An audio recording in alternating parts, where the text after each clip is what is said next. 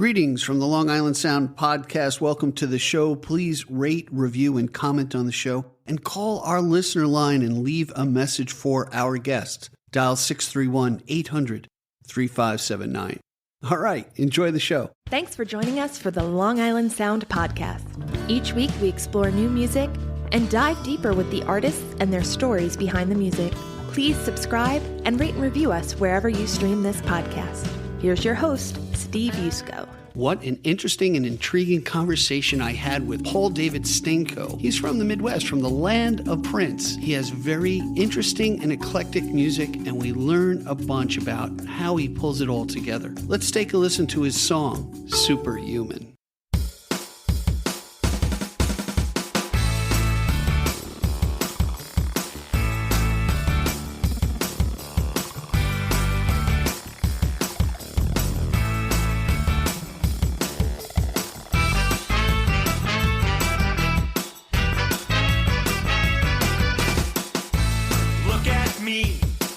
I'm superhuman. Don't eat, don't sleep. Just keep moving. When you get out on the floor, you won't remember what the hell you came here for. You know this beat will keep you moving. Look at me, I'm futuristic. Do it with me.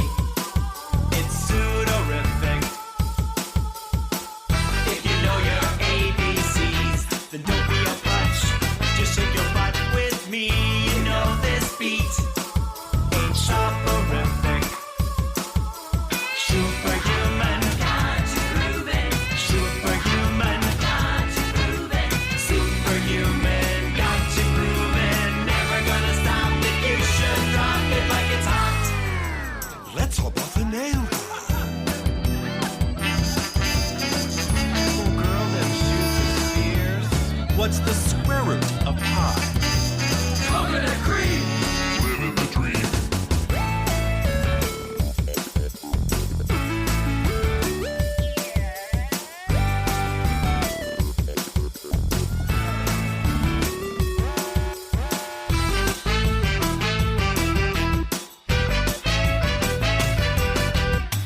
Don't like my hair. Hate your hair.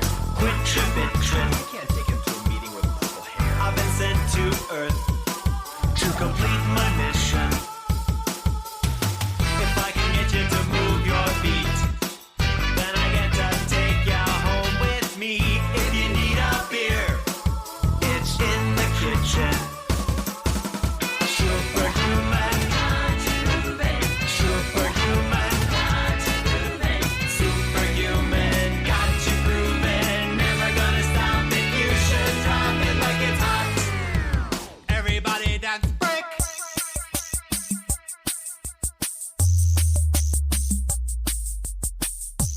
The square root of pi isn't pumpkin. It's apple. Look at me, I'm superhuman. Don't eat, don't sleep. Just keep moving. When you get out on the floor, you won't remember what the hell you came here for. You know this beat will keep you moving. Superhuman, superhuman, superhuman, got you grooving. Never gonna stop if you should drop it like it's hot. Today we travel west to the great state of Minnesota. Paul David Stanko is a multi-instrumentalist and vocalist, churning out songs from his home studio. I look forward to exploring his influences as we get to know the artist behind the music. Hey, welcome to the Long Island Sound, Paul David. How you doing? I'm doing really well. Thank you so much for having me today. I appreciate the opportunity to share about myself and my music. Hey, glad to have you. Hey, you're my first guest in the way out Midwest, Minnesota. And I actually used to have awesome. a cousin who had a steer farm in Sleepy Eye, Minnesota. So it brings Sure. back. You know it? Yeah. I actually, my day job, I work for a food service management company, and we do the food service for Sleepy Eye. So I do know it. All right. It was one of those, for me, it was one of the, I was like 7 years old. So traveling across country in a station wagon. We used to have vehicles called station wagons for those listening. And it was both an adventure and it scared the shit out of me with the hogs and the steers. And we can go into that in another episode. But yeah, I bet. Good to have you. So let's start this way. Let's kind of roll into your how you found music or how music found you early in your life, and then let's kind of branch off from there and talk about the music that our audience just heard coming into the program, and let's see where the conversation takes us. Yeah, it's awesome. Well, music has always been around me. My grandmother specifically on my dad's side, was his mom was incredibly musical, played the organ all by ear. And my grandfather ran an organ club back in the 70s. And so we would get dragged off to these organ recitals. And so that part of music was around, and just the theatrics and the showmanship was there. And then my dad was a huge fan of swing music from the 1940s. He loved his big band. So there's a big influence on my music of horn sections, of that big band feel, that big band sound. And then my mom on the opposite side was more of a Carpenter's Captain and Tennille sort of thing.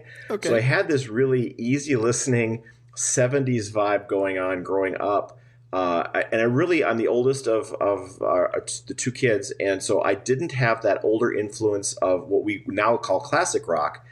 That didn't really come in to my life until I was more into high school. So a very heavy dose of that easy listening stuff gave me the breadth of sound, that more jazz focus of the big bands allowed me to have a depth of musical colors when I paint.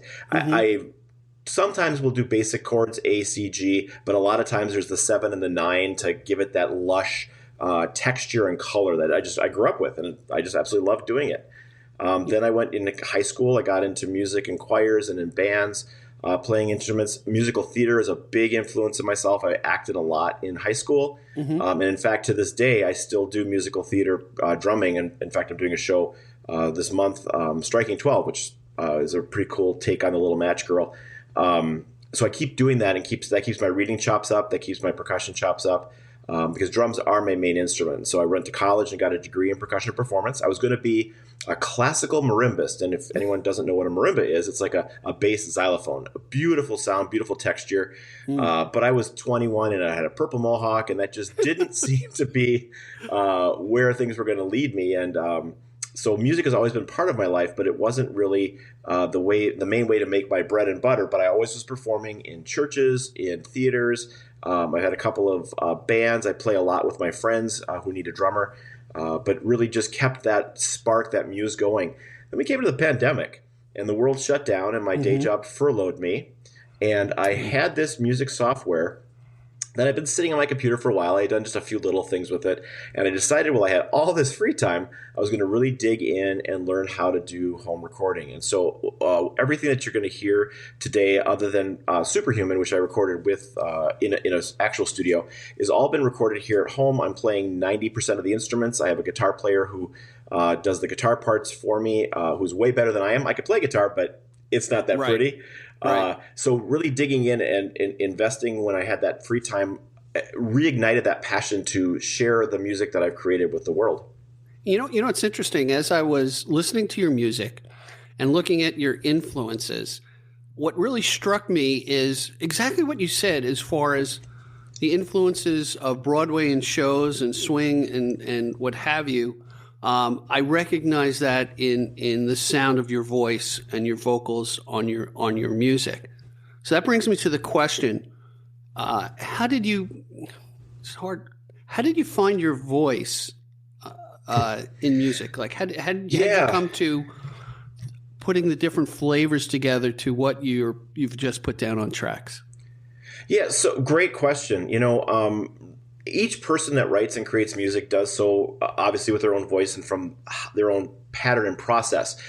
I have it may sound like a rich radio voice right now, but it's not. It's kind of thin. It's not your Janis Joplin. It's not your Barbra Streisand. It's not your Prince. It's not that kind of color. It's a very Broadway color. My husband referred to it as a church music sound. So it's very pure.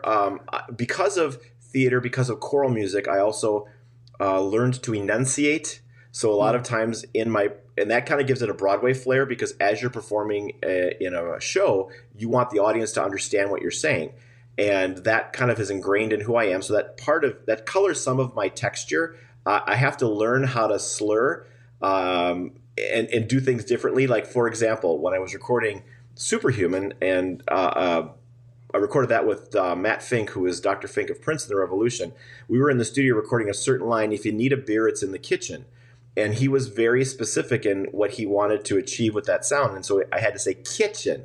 I had to change the way I pronounce things because I was so articulate and so precise that it wasn't funky. It was just this white boy doing some music. So, but as I do myself, sometimes I play with sound. Sometimes I play with the way I pronounce things because I do want it to be a little bit more accessible. But it will always have that Broadway flair. I take a lot of time in writing my lyrics. I'm very specific in my choices. I give a lot of thought to what I put down and how I say it. And so I want people to understand the words. Sure. So that's that. But that colors my tone. That colors how I present music. And then you throw in years of show choir, and you've got a lot of these songs have choirs of 28 Paul Davids behind you, singing all these layers and levels, because that gives the color and the texture. And so that depth of sound is really important to who I am. And some of it, if you remember Yes, the group Yes, they had this song called Leave It back in the 1970s, which is a really great song. And they released an a cappella version on the B-side of their single of Leave It that was just the drums and the voices. And I absolutely played that on repeat. In fact, it's still in my iPhone on as one of the cycle things. But I love that rock sound with that kind of Queen, kind of Yes, kind of Styx, all have those thick vocals. And I really love to emulate that. So that's part of my sound. It's part of how I create music. Is I'm always going to start simple, but then I'm going to layer in those vocals. I'm going to layer in that texture, because that is kind of a progressive classic rock kind of sound. And I am a child of the 70s and 80s, so most everything I write is specifically influenced by the 80s, because I had a great time. And so that's always going to find its way through the music. It just is there. So that's kind of the process. All those elements came together. And I definitely now, as I'm recording and releasing, it always has that thick vocal texture that's a part of my sound. And that kind of, in my mind, makes up for the thinness of my voice, because I'm going to give you 28 I have one track that's coming out I'm working on called Affirmation that literally has 90 tracks of vocals. Wow. It starts from a single line and builds to the end. It's a chant that builds over 7 choruses to 90 voices thick. Freaking amazing. Yeah, it's very fun. Now, it's interesting, Paul David, about the layering you just spoke about and finding your voice. I just did this episode with this great guy. I found him on Facebook. It's called Rock Voices. And he actually does choirs, started 10 years ago, that do just rock music. In fact, when you were talking about Queen, they did the Queen song, I Need Somebody to Love. And it was, I'm getting the chills now just talking about it, because there's something about layering and harmonies that really emote some great spirit about things. And to use that as an element in music, I think is a really great thing. And I'm doing a shameless... It's very cool. I'm doing a shameless plug for a previous episode, because that's what I... I'm sorry. That's what I do. Yeah, you're allowed, man. Yeah. It's okay. Yeah, it's like my interesting. Go ahead. I was saying, interesting. I played a show with the Twin City Gay Men's Chorus about 3 years ago, right pre-pandemic. Cool. It was all the music of Queen, where we had a full live rock band and a full 180 voice men's chorus. We did Bohemian Rhapsody. We did Crazy Little Thing Called Love. We did Different Kind of Magic. We did. It's just, the whole gamut was such a fun show to do, and have that giant choral sound. With this music that I grew up with was just, to your point, goosebumps. It was just very, very cool. All right, so now you got to tell me the secret. How do you get a group of guys like that to actually all agree to do the same thing? Do you have one guy up front that takes total charge, or what? Yeah, actually, yes. The interesting thing is, at the time was a gentleman I work with at the church I work for. He was the music director for the group, and the Gay Men's Chorus decides their repertoire by committee. So it just this is what we're doing, and there you go. And of course, being that it was a gay men's chorus, there was a lot of camp and humor involved in it as well. Right. So it was a really fun show. Absolutely fun. That's great show to drum for. I'll tell you, it's something about music and community, and I keep talking about this, how even after the pandemic, how I think music, honestly, and I heard this from a friend of mine, I said, "Why do you do this?" He goes, "My music heals the world." And at first I'm like, come on. And then all of a sudden I'm like, you know what? You're freaking right. And it really does. And it really can draw us together and heal the great divide that we all see in this country. So I think that's one of the cures, so to speak. Well, what's interesting about music, to your point, it crosses boundaries. It crosses ethnicities. It crosses countries. It crosses gender identity. Mm-hmm. You hear something that inspires you. And to the point, it can heal the world. And that's kind of, a lot of what I'm writing is very positive music. I did my first CD I did back in 1997, and it was wow, you're old. Woe Is Me. Holy cow. Yeah, you were like old. 5? Oh, yeah, 100%. Yeah, you're sweet. I was a lot older than that. And it was all that bad, all those emotions that I had that I was going through a breakup and it was a cathartic experience. But, that music isn't going to carry forward. It isn't timeless. There's a couple of good tunes on there. I got one called Love Rain Down. That's that's okay. It was a bad day at work that actually inspired that one. But the music that I'm writing now, I'm choosing to do positivity. I'm choosing to make things happy. I'm choosing to write things that empower. Mm-hmm. It's always about, from a lyric standpoint, of changing the way you are. The song I wrote called "We Can Be Free" literally was written as the protests around the George Floyd murder were happening here in Minneapolis, mm-hmm. and the Arby's that I helped open when I was 16 years old, my first job, burned to the ground. I was watching this building that I had part of my history. The Target that was raided was the Target that my grandmother used to go to. She lived in that neighborhood.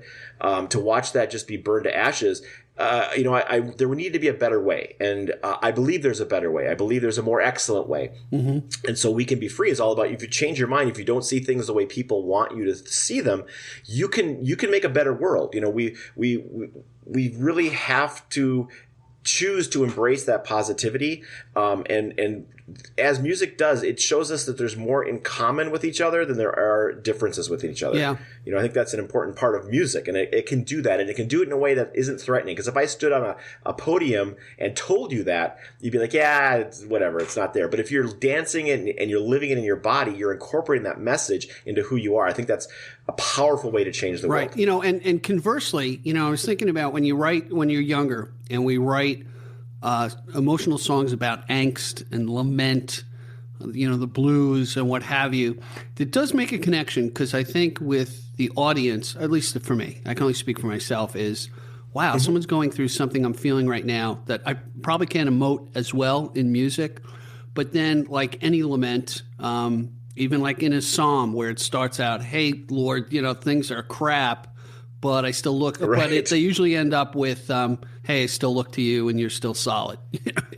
and that's well. And those emotions are really important. And please hear that I have a collection. I mean, Pretty Hate Machine, 9 Inch Nails, man, that got me through some stuff.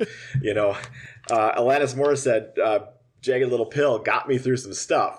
And so that's an important part of it. I just realized there's a lot of that already out there. So what I want to do is I create my art, is I want to take the other side. I want to give the inspiration. I want to give, okay, so what happens after the fall? Okay, we all have the fall. We all go through crap, 100%. What do you do with that? And that's the part where I don't think there's a ton. There's some. And I want to add to that catalog. I want to do, trust me, I still got songs in the hopper that are, when I haven't finished I keep this book of lyrics, that from, just any good lines. There's one called "Shit or Get Off the Pot." I mean, that's definitely not moving forward. That's about getting your act together. I've not chosen to finish that, and probably that will not see the light of day, but still a great line. Yeah. So, hey, let's do this. When we came into the program, our audience heard Superhuman. Tell me a little bit about that, and then I'd like to jump in and talk about the next song. So tell me a little bit about Superhuman, how that came to be. Sure. And, I never ask my artists to explain the song, but I'm interested on how you came about creating it. All right. Well, the song is what it is for everyone, as every artist will say. But I was in the mood to create something, and this was back in 2013, so it's almost 10 years old. I have grew up here in Minneapolis and was a huge Prince fan. Sure. And that's a very, very cool thing. And, my husband and I listened to a very eclectic sort of music, and he got me into this artist called Robin, who's from Europe and does some cool things. And I liked that sound, and that led me to a group called the Teddy Bears, which is some of her backup band is that group, and she works with them. But it's a very kind of a high bop, kind of a B-52Z, but with electronica instruments. I thought, well, it'd be really cool to write a song like that. And as I mentioned earlier, a lot of my color songs have 9s and 7s in, and it's very jazzy. I wanted to give myself an exercise and write a confection, something that truly has 3 chords. And I didn't do so well because there's a whole bridge section that's a bossa nova that's got the 7s and 9s, but the basic structure has those 3 chords, and I wanted to keep it very simple and write something that was sort of a kitschy, fun, energetic, entertaining, kind of a B-52Z thing meets the electronica sounds of the Robin and the Teddy Bear. So I kind of created the lyrics, and it's sort of boisterous. I'm superhuman is sort of a proclamation, but again, positivity. Sure. I actually reached out to Fred Schneider and asked him if he would be interested in the song for his catalog. I got a follow back on SoundCloud, but he declined to record it. So it ended up being myself and some good friends of mine. We had done some musical theater, so a lot of the horn players are from people that I've worked with in musical theater, as well as my background singers. We did a show 2007-ish called The Great American Trailer Park Musical, which is freaking hysterical. And the 3 women had a trio that sang a lot of this musical. They were like the chorus, the Greek chorus in the show. And so I pulled them in to record with me. And so we did the really fun backing vocals. I took some of the kitschy ideas from B-52s, and my husband did some of the voices. Matt Fink did the voice of Bela Lugosi in there, as well as the keyboard solo. But it was just an amazing bucket list item to work with someone who worked with Prince, and to go into his studio and see the platinum records on the wall of all these albums I grew up with, Around the World in a Day, Purple Rain, Parade. I mean, just an amazing eclectic mix of music that was foundational to who I was. Here's this guy that I've watched in music videos, and he's the nicest guy in the world. I mean, we at one point we shared a salad over his table, and just had conversations. And it was really fun to hear the stories of what really happened. This is before a lot of the stuff after Prince died came out and really talked about his generosity, talked about his personality. And so getting to hear the stories one-on-one was a very cool experience. In addition, it's the same time that Prince was getting his group Third Eye Girl up and going, and Matt had a side band called the Purple Experience, which was a cover band. And Prince liked to play practical jokes. He liked to poke the bear. And at one point, he kept it all incognito, but he was posting on Facebook about Third Eye Girl, and he made some comment about whether Third Eye Girl was going to get sued for doing Prince music, or if Matt Fink and the Purple Experience were going to get sued. And Matt's like, "That's Prince. He's just doing it to poke the bear," And that was kind of cool to be there as that was happening and be part of that experience. But to work with someone who has such a great musical gift, a great spirit, nurturing soul, and to bring something that was in my head to life like that was really just an amazing, amazing experience. I love it. I still listen to it today. It's catchy, it's funky, it's funny, it's dry. There's humor always all the way through it. Couple of words if you actually look them up. Soporific is a word. Sodorific is a word. Well, I'm definitely putting those in the chapter marks, because we're all about education, and educating me is the prime source here. So Well, and the funny part is when you hear them in context, the lines make sense, but they sound nonsensical. And that was kind of what I was going for, that juxtaposition of humor and art. So there is a depth to it. But then, of course, if you need a beer, it's in the kitchen. It's just a great line. I mean, I don't know. That's great. Hey, listen. Actually, where the beer is. So if you need one, you're welcome. It's in the fridge. Hey, listen, let's switch gears for a moment. You did touch upon the song "We Can Be Free." Let's talk a little bit about that, and then I want to jump into that song. And I'm sure the audience at this point, they want to hear more about what you've got, because this is so interesting to me. Yeah, so this is one of the songs that started out as I was learning my digital audio workstation, and it all came about really around the time of the George Floyd riots and the riots for his murder. And it's important. I'm a very spiritual person, and as I do my journey, I work for churches, but I have a much more deep spirituality, and I know that there's more than we believe. There's more than we've been taught. There's more than we see. We're all connected. We're all one. Sure.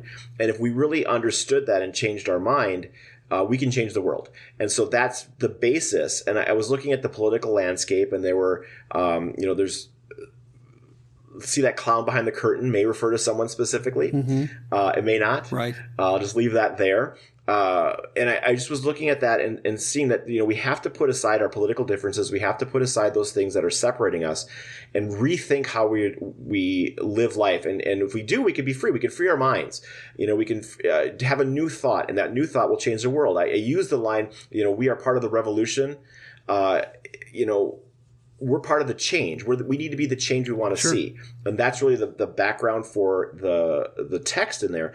The song itself, it's sort of an 80s groove. It's sort of the groove for Mountains, layered in with, I have a drum called an udu, which is African clay pot.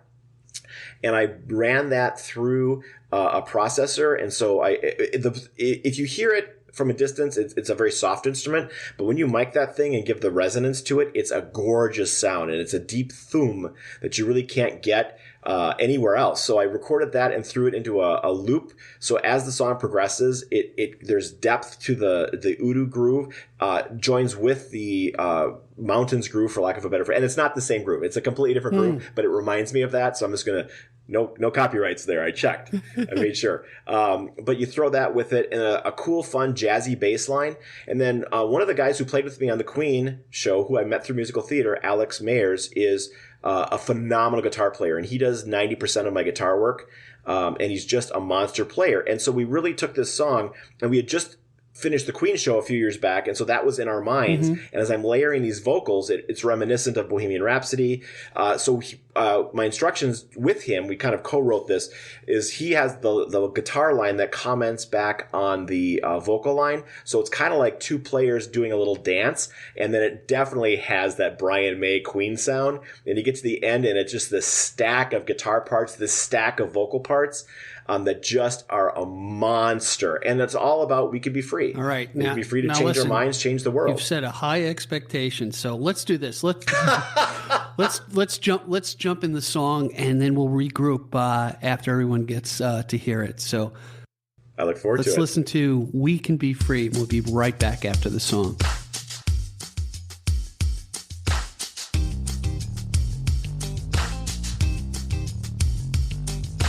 I know just what they wanted. I know what they want me to be.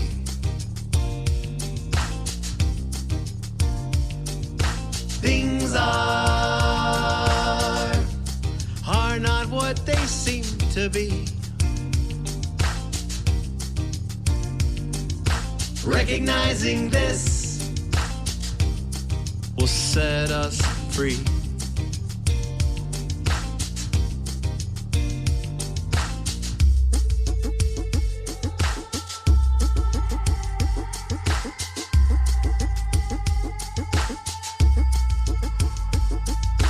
You feel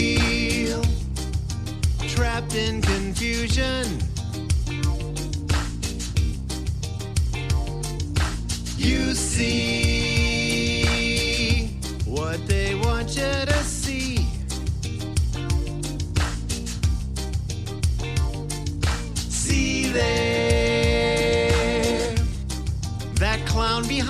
curtain. Dance, puppet, dance is what they want us to be.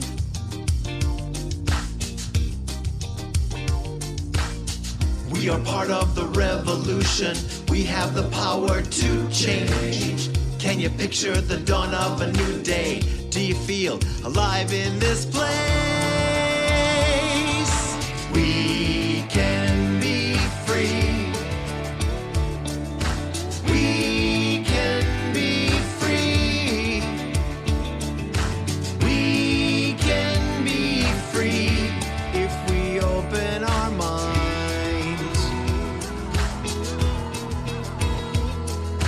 We can be free. We can be free. We can be free to live limitless lives.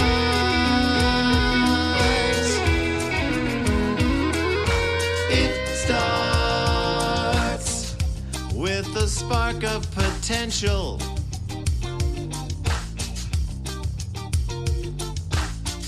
Forgiveness, unity, courage and kindness, the seeds.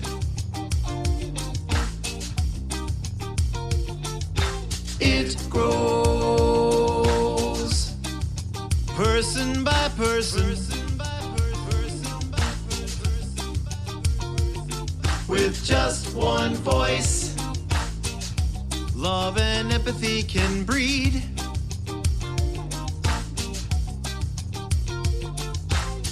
We are key to the evolution. We are the source of the change. With our thoughts, we bring forth a new day. Do you feel the power in today? We can be free. We can be free. We can be free if we open our minds. We can be free. We can be free. We can be free to live limitless lives.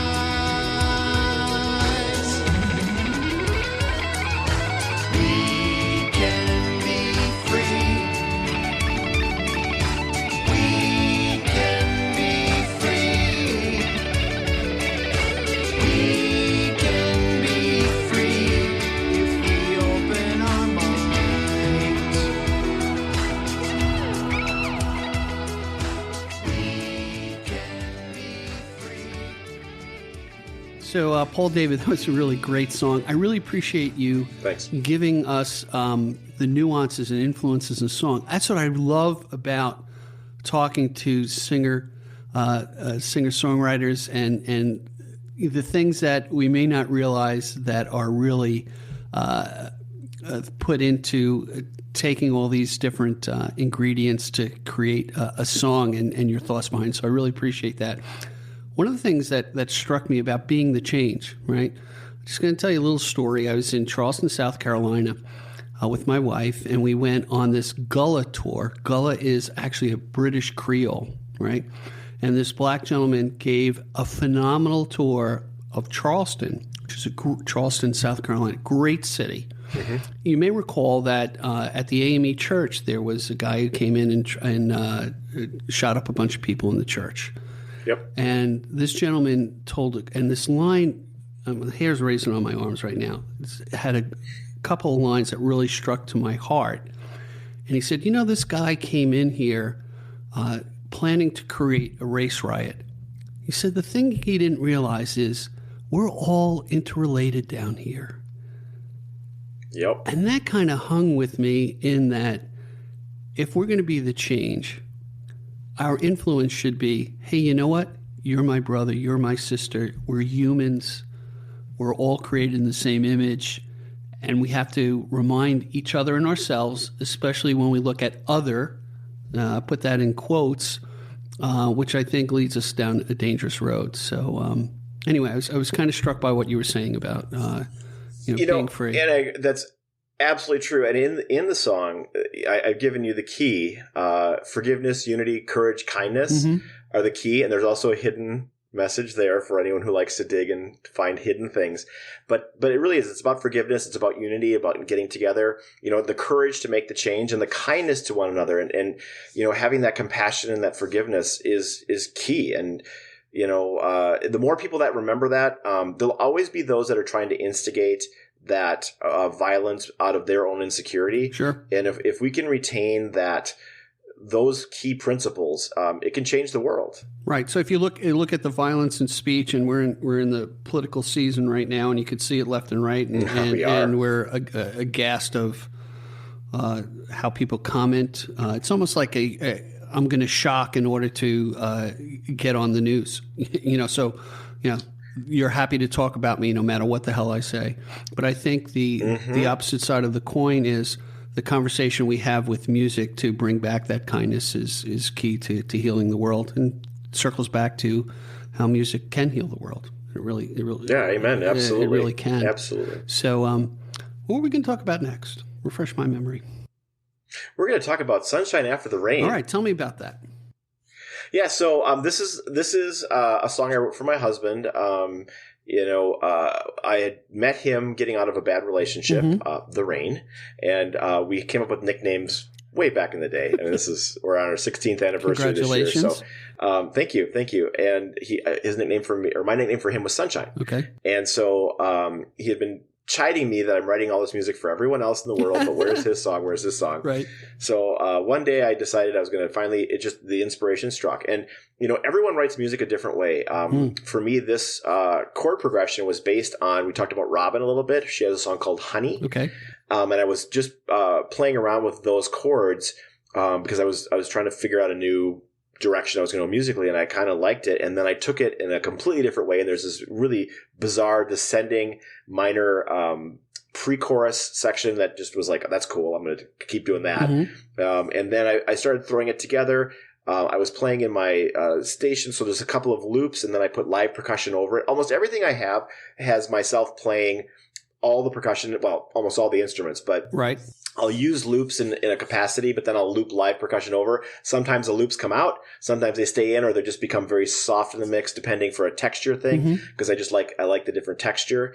But an interesting thing, where this is the 42nd episode, I'm a big fan of Douglas Adams and Hitchhiker's Guide to the Galaxy. Okay. And if you're not familiar with that, there's this scene where this alien race wants to know the answer to life, the universe, and everything. So they build this giant computer that takes 600 million years to calculate. And when they finally get the answer to life, the universe, and everything is 42. And then the humor is, I don't think you asked the right question. Right. So in this song, I talk about, positioning my relationship with my husband as, he's the prize in my cereal box. He's the center of my Tootsie Pop. He's the question to the answer 42, to try to bring that humor into it. So there's definitely humor. And a really interesting thing in this song, as I mentioned, I work in food service, and we had a major department store here in the Twin Cities where I used to run the restaurants. And this department store closed. Marshall Fields was the name, which was bought out by Macy's. And the downtown demographics just went to crap downtown Minneapolis, and they ended up closing our flagship store. And this restaurant, the Oak Grill, which I managed, was closing. And so we only took reservations over the restaurant.com. We couldn't do anything on the phone because we couldn't handle the volume. It was like Christmas for 3 months. Wow. Everybody who never shopped there and never ate there suddenly came down, and it was all these memories, and it was lovely. But this woman called and left a voicemail, in her opinion, a scathing voicemail, about how she couldn't use a computer. She doesn't have a computer. And she said, God bless America is one of the things she said. I actually recorded that audio, and that's another one of my songs, which people can find on my website, called Karen Wants a Reservation. I took that audio and turned it into an entire song. But I took that part, God bless America, and that's the commentary every time I have these pre-chorus little cheesy things. She comes in and says, God bless America. Like, what the heck are you doing? So that's really a fun piece. But again, it's another layered song, layered sounds. I this time took the background vocals and ran them through a processor to really condense them down and make them very computery sounding, but they're all me, and they're actually a full thick vocal. But it's just a fun little quippy song honoring a relationship of 16 years. You know, it's not that old love isn't the same as new love. No, Right. Both are great. But as time goes on, you know, as we live our lives together, and we've both experienced loss in our families, loss of pets, changes in jobs, you know, it matures like fine wine. And that's really what I wanted to honor my husband with, and all long-term relationships, with something that looks at love many, many years down the road. And that's really Sunshine After the Rain. And coincidentally, this is the 42nd episode of the Long Island Sound. So there's something there. There you go. Just saying. Yeah, it's kismet. It's destiny. Hey, let's listen to Sunshine After the Rain. We'll be right back after the song. Check it out, everyone.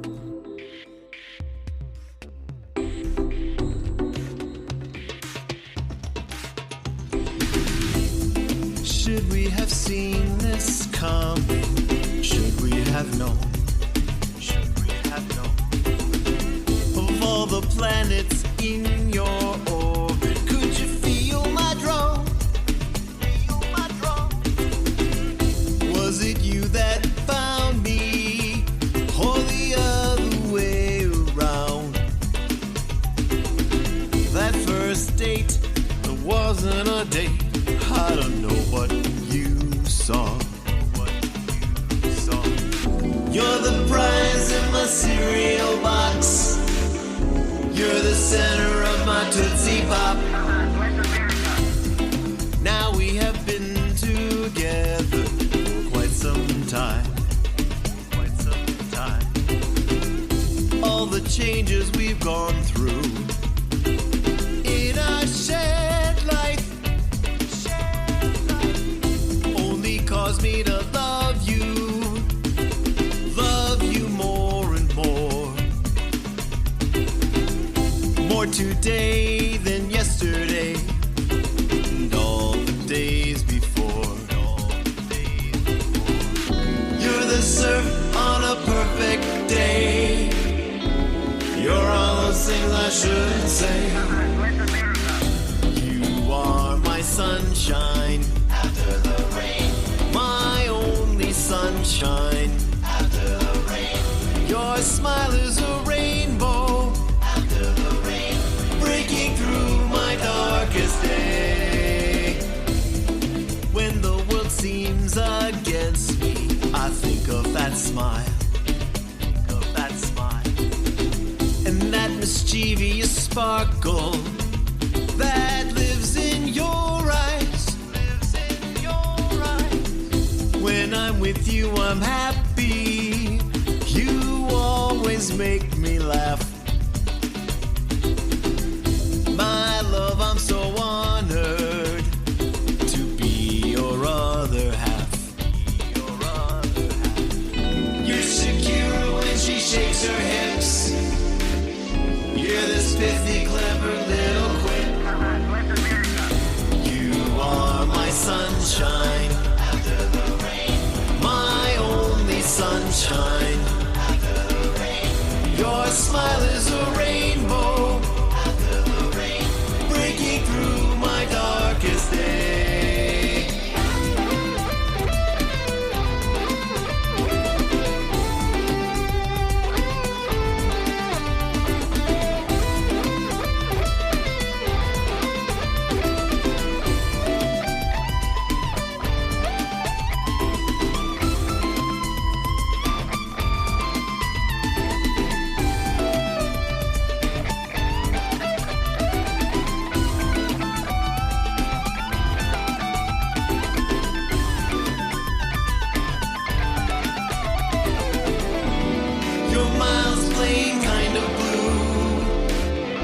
Question to the answer 42.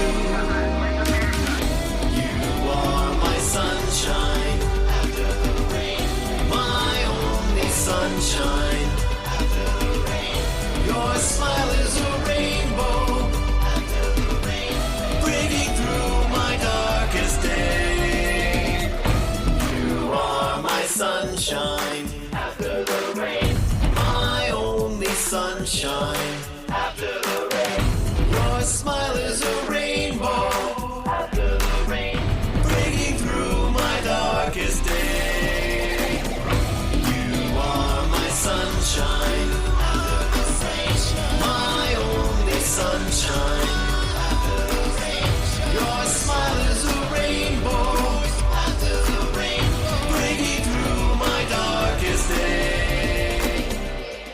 Hey, everybody. We're back with Paul David Stanko. It's not Stanko. I've just been corrected offline. So there we go. It's all good. It's all good. So, yeah, Steve, it's a really funny thing about that song. So when I originally had written it, I had a line in there, and I was going to surprise my husband with it, but I couldn't wait. I was so excited to share it. And I had this great rhyme. You're the hook from a killer song. And I was like, what rhymes with song? And the only thing I could come up with was, you're a hit from my favorite bong.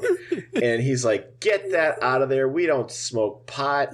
So on my new single, Artist Prayer, I actually released the alternate version where there's a different chorus.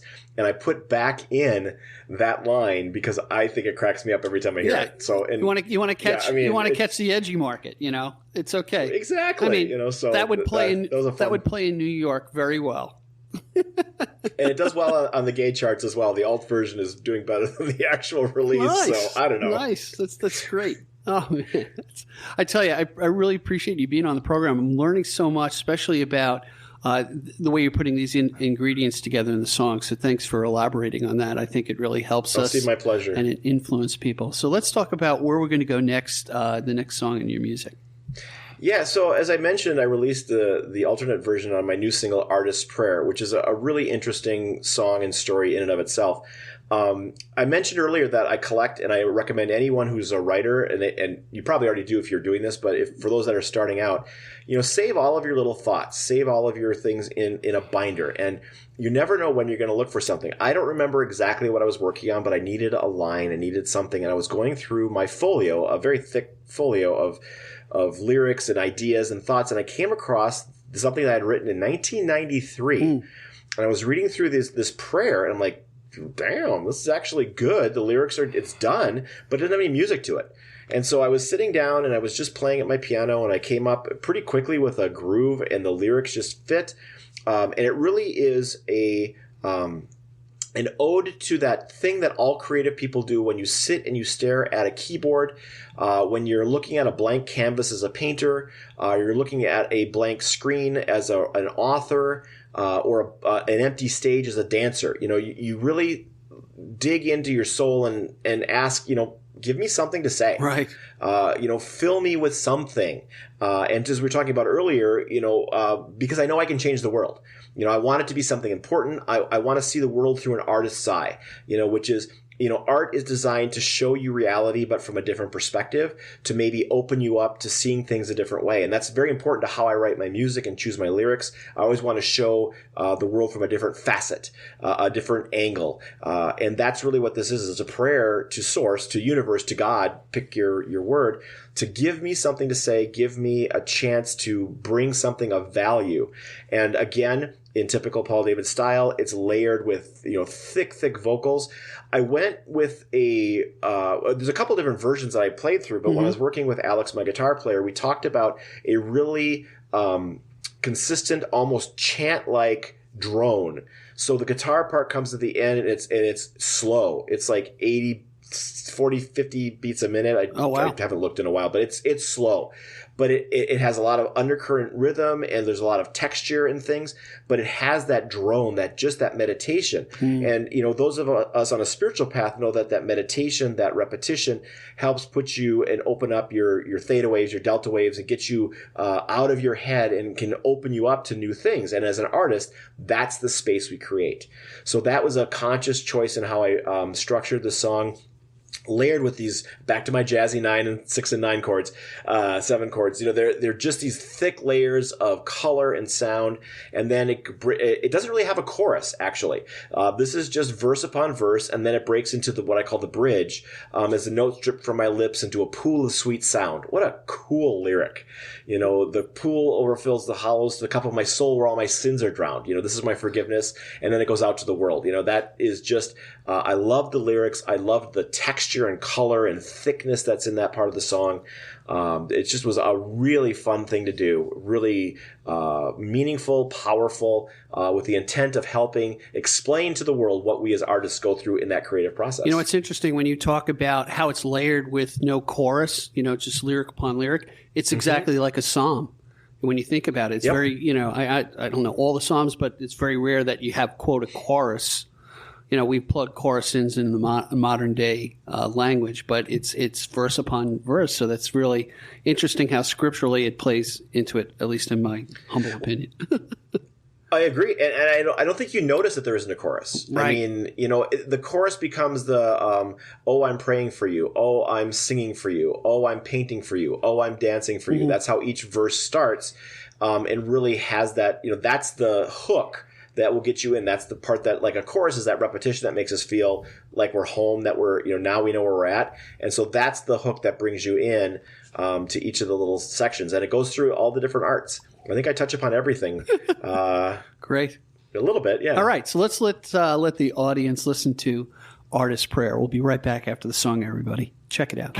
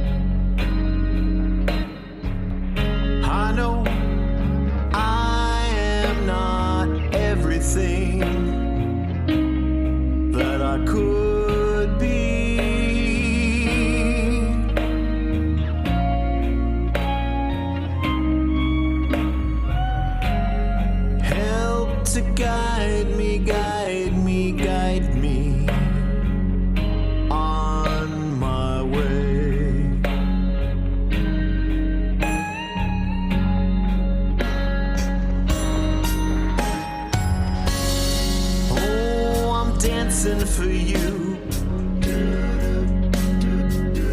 help me find the rhythm.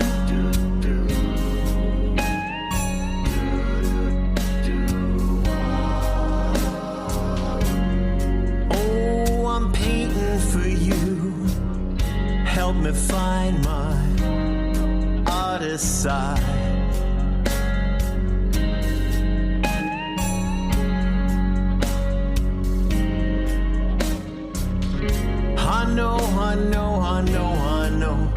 I don't always act like one of the good ones.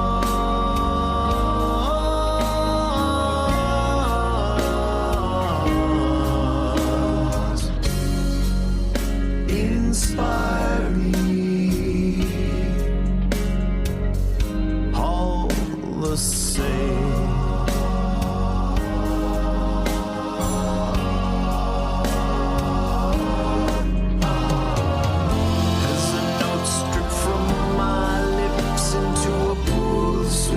Sound. The pool fills the hollows in the cup of my soul, where all my sins are drowned. I feel the cup overflow. The tides begin to swirl. A river of love is flowing from my soul to the whole world.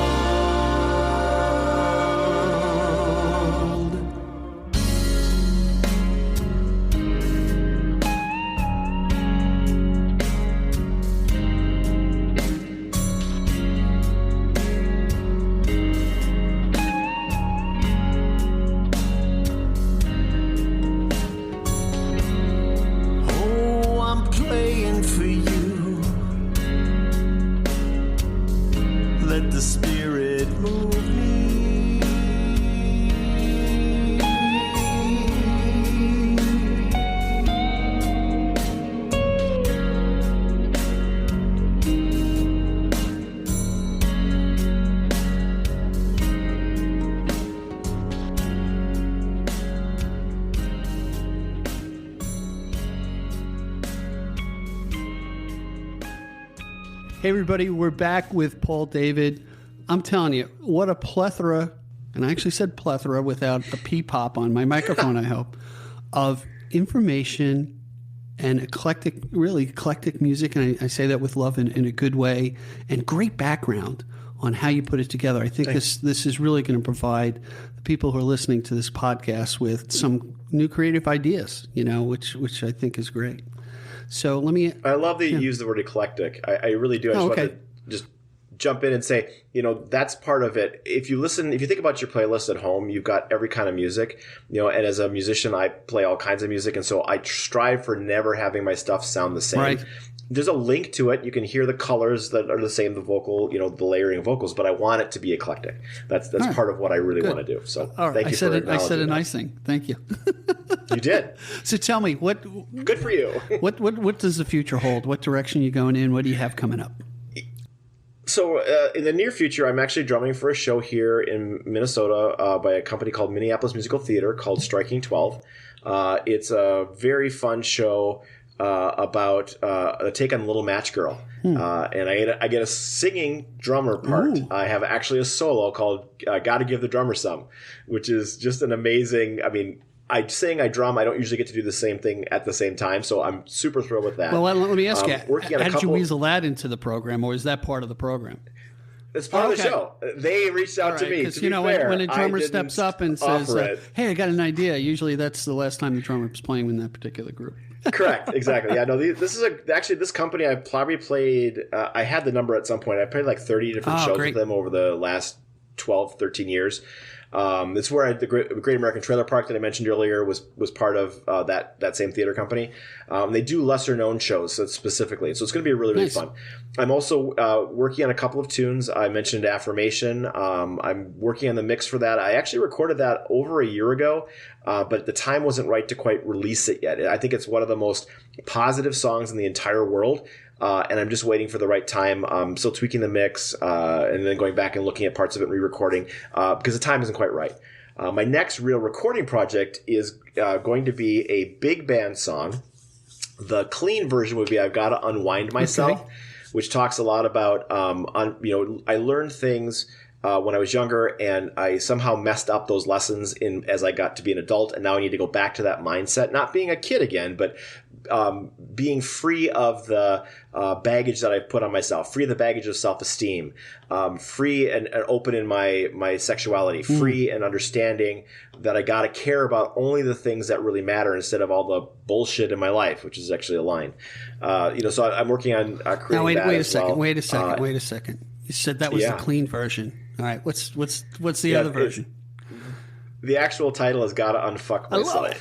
So, all right. Yeah, it's all about. Now I gotta check the explicit box when I put this up on things. So. You asked. I think. Come on, it's all about forgiveness, unity, courage, and kindness. If you know what I mean. That kind of sums up the word, doesn't it? It sure does. That's great, man. I don't mean to cut you off. So, did we cover everything that you've got? It sounds like you got a lot on your list. Which is great. I really want to tell you, I really want to thank you for your time. I tell you, every episode I do, I feel like I'm the beneficiary and I get enriched by the artists that are sent my way from somebody. So I really thank it. And I end my podcast this way. But before I end the podcast, I just want to remind everyone who's listening, we have a listener line. It's 631-800-3579. You can leave your comments about any episode. We'd really like to get your feedback. And if you got something from this program, please share it with us. That way, as we move forward with more episodes, I can put a mindset to say, hey, this is what the listeners want to hear about. Please share, rate, and comment on the program. And I do get a lot of feedback. People really enjoy the program. So putting that commercial aside, and I do thank you for your time. And a good friend, Bob, told me a long time ago, it struck me that, you know what, we can account for what we own, what we have in the bank. We can never account for how much time we have on this earth. And Paul David, the fact that you gave me a lot of your time today and you were very open and shared your heart with me is is a gift. So I thank you for being here. Oh, Steve, my pleasure to do so. Thank you for providing this platform. Thank you for being here. It's been my pleasure to spend this time All with right. you. I look to have you back next year, and we can follow up and see the more eclectic things that you're bringing to the world to help you out. Absolutely. All right, brother. Until next time, we'll see you. Be well, everybody. Take care. Thank you for joining us today. I appreciate the time you spent with us. Please subscribe and comment and visit us at gigdestiny.com. Till next time, be generous with your joy, keep your spirits high, and let the music take you on a journey. Be well. Peace. Thanks so much for listening. Please rate, review, and comment on the show. We really love to hear from you. And call our listener line at 631-800-3579. Again, thanks so much. Be well.